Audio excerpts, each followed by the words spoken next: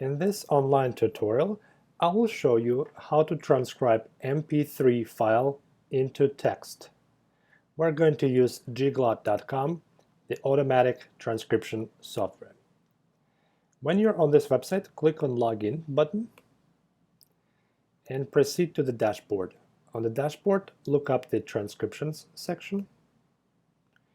In the Open page, click on the Browse button to upload it from your computer. Select the language. In my case, this is English, United States. In your case, it could be something else. Select number of speakers in this audio file. In my audio file, there are 3 speakers, and click Upload. The website uploads the MP3, gives me the duration, gives me the price, and to get the transcription, you need to click on the bottom of the page, the button called Get Transcription. And in a few minutes, you'll receive your automatic audio transcription.